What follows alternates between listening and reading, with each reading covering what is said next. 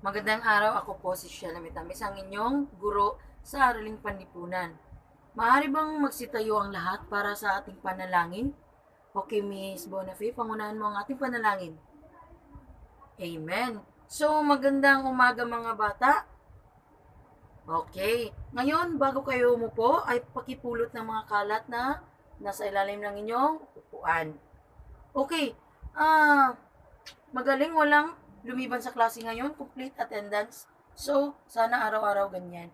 Okay? So, um, bago tayo dumako sa ating bagong aralin, bagong paksa, ano nga ba ang ating tinalakay kahapon? Ito ay tungkol sa mga issue ng karapatang pantao. Okay? Ang dami-dami natin natutunan kahapon tungkol sa ating aralin.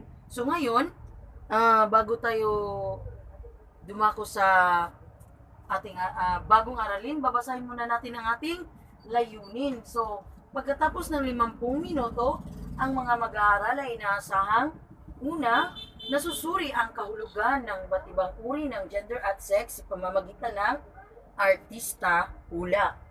Ang pangalawa ay natutukoy ang kahalagahan ng pagkakaroon ng sapat na kamalayan tungkol sa konsepto ng gender at sex sa pamamagitan ng ulat, aksyon. Ang pangatlong layunin ay nakabubuo ng mga makabuluhan at malikhaing hakbang na nagsusulong ng pagtanggap at paggalang sa iba't ibang kasarian tungo sa pagkakapantay-pantay ng tao sa pamamagitan ng We Are One chart. Okay, bago tayo magpatuloy, ay meron akong papakita mga simbolo sa inyo.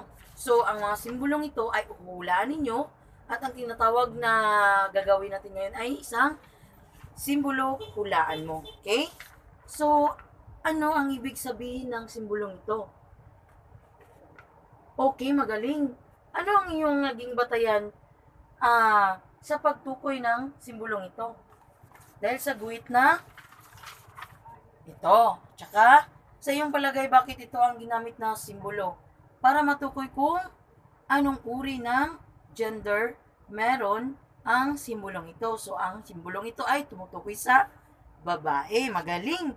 So, ngayon, ano ang tumutukoy sa simbolong ito? So, ang simbolong ito ay tumutukoy sa lalaki. Magaling. Sa inyong palagay, bakit ito ang ginamit na simbolo? Para madaling matukoy ang simbolo na ito ay lalaki. Okay, magaling. So, ngayon naman, ano kaya ang simbolong ito? Ito ay simbolo na LGBT. Bakit kaya ito ano ang naging basihan ninyo na ito ay tumutukoy sa simbolo ng LGBT? Bakit? Dahil marami siyang sumisimbolo. Katulad nito, simbolo ng babae, simbolo ng lalaki at kombinasyon ng simbolong ito. Kaya tinatawag na LGBT. So ngayon, meron na kayong idea kung ano ang ating paksa na tatalakayin ngayon. Ang ating paksang tatalakayin ngayon ay tungkol sa konsepto ng gender at sex. So magaling. Ngayon, meron akong ipapakitang picture sa inyo. At ang tinatawag ng activity na ito ay artista hula. Okay? So, ang mga larawang ito ay mga sikat na artista sa panahon nila, okay? So, sa showbiz industry. So, sino ang artistang ito? Siya ay si Daniel Padilla. Okay, magaling. Ano ang kanyang kasarian?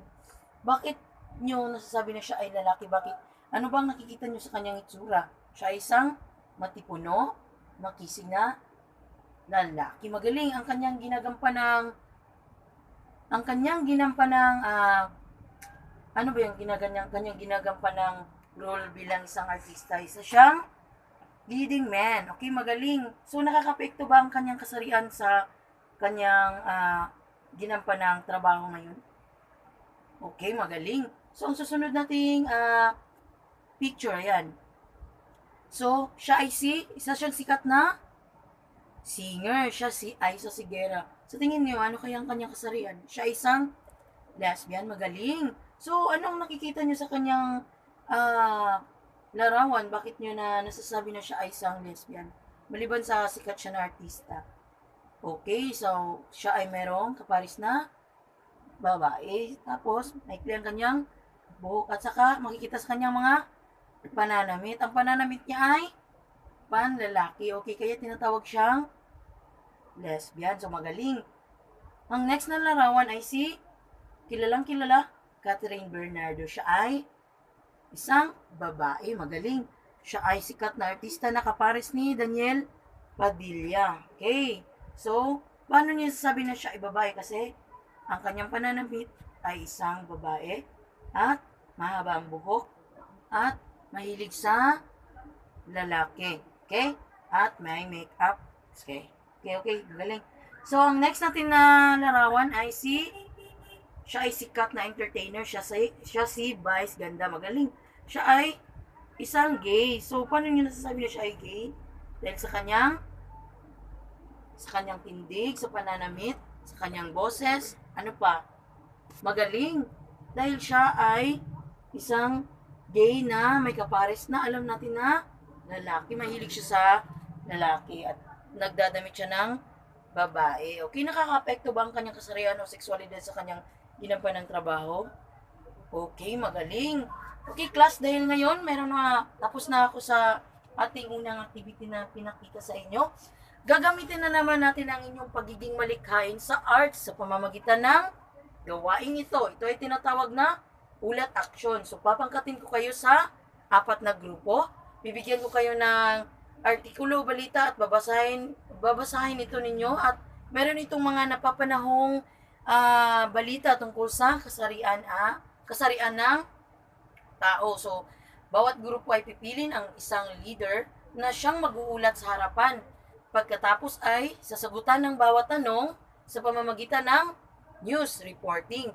So ngayon, ang mga tanong na inyong sasagutin ay, una, ano ang headline ng artikulong nabasa? Pangalawa, ano ang pangunahing paksa na nakasaad sa artikulo? Pangatlo, paano nakakapekto ang issue hinggil sa kasarian o sexualidad? Okay, magaling. So, meron kayong 5 minuto para gagawin ang inyong mga ginawang activity. Okay, class, tapos na ang 5 minuto. Ngayon, base sa gawaing ginawa ninyo, nakabase ba ang diskriminasyon sa isang kasarian o sexualidad lamang? Magaling ang inyong sagot. So, bilang isang mag-aral, paano maiwasan ang mga ganitong pangyayari sa ating pamayanan? Okay, magaling. Dapat merong mga paggalang at iwasan ang mga kaguluhan. Okay? So, bakit mahalaga ang pagkakaroon ng maayos na pagkikitungo sa kapwa? Kasi ito ay nagkakaroon ng magandang pakikitungo sa bawat isa at maiwasan ang kaguluhan. So, bilang mag-aaral, nararapat bang gawing basihan ng kasarian o sexualidad ng isang tao upang makapagbibigay respeto sa kapwa? Siyempre, kailangan naman siguro lahat ng mga tao, kahit sino pa siya, dapat tayo'y may respeto. Okay? So, ano-ano ang mga kahalagahang dulot na maayos at marespetong pakikipagkapwa sa inyong lipunan? So, nagkakaroon ito ng maayos na pamumuhay, pakikitungo sa kapwa, walang gulo, maraming kaibigan, di ba? Okay, so ngayon naman, susubukan natin sa susunod na activity, susubukan natin ang inyong collaborative style. So, sa pamamagitan ng We Are One chart. So, hahatiin ko kayo sa 2 grupo. So, bawat grupo ay bibigyan ko ng Manila paper at pentel pen. So, sa unang grupo at pangalawang grupo, meron kayong gagawin. So, ang gagawin ninyo, babasahin ng bawat leader ng grupo ang inyong nagawang chart sa harapan. Tapos, ito ang inyong gagawin. Bumuo ng mga makabuluhan at malikhaing hakbang ng pagsusulong ng pagtanggap at paggalang sa iba't ibang kasarian tungo sa pagkapantay-pantay ng tao. So, ipapakita ninyo ito, ang mga hakbang na ito sa pamamagitan ng pagbuo ng yung tinatawag nating We Are One chart. Okay, so ang bawat leader ng pangkat ay mag-uulat sa kanilang nagawang chart dito sa harapan. Okay? So, magaling. Bawat grupo ay nagampanan ninyo ang inyong mga tungkulin. So, ngayon, sa panghuling tanong, Bilang isang mag-aaral, ano sa tingin ninyo ang pangkalahatang mensahe ng paksa natin? Okay, magaling. Marami kayong natutunan. So, kailangan magiging mabait sa kapwa, marespeto, kahit sino pa yan sila, kahit anong uri pa ng gender nila, kailangan natin silang irespeto. So, magaling. Kayong class, kasi marami na kayong natutunan, meron tayong maikling gawain. Sasagutan ninyo sa isa't kalahating papel. Ang mga gawain ito ay nasa 5 minuto lamang ang inyong gagawin. Pagkatapos ay ipapasa nyo sa akin. Okay, tapos ng 5 minuto.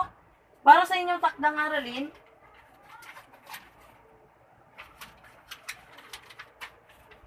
okay, ayan, sa isang kalahating papel, magsaliksik patungkol sa sumusunod.